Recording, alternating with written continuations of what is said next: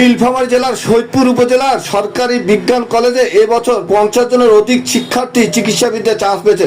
তাদের স্যাক্রিফাইসগুলো তাদের মুখ থেকেই শুনুন। সামনে কিন্তু আরো অনেক বিসর্জন দিতে হবে।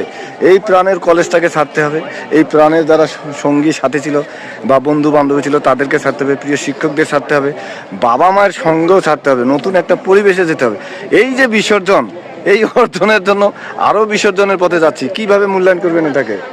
আসসালামু আলাইকুম, আমি অপূর্ব ব্যানার্জি। আমি চান্স পেয়েছি সৈয়দ নজরুল ইসলাম মেডিকেল কলেজ, কিশোরগঞ্জে।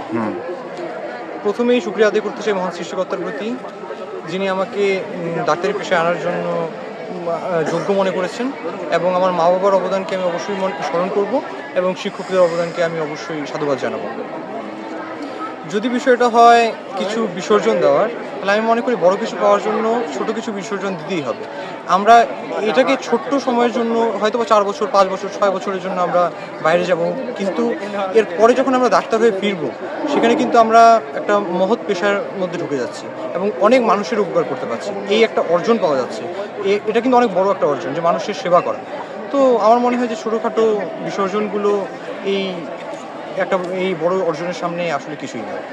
শখ বা এটা কিভাবে বিসর্জনকে আরো বেশি প্রভাবিত করে অর্জনের ক্ষেত্রে? শখ মনে করছে যে কোনো একটা দুর্ঘটনা, যে কোনো একটা আছে।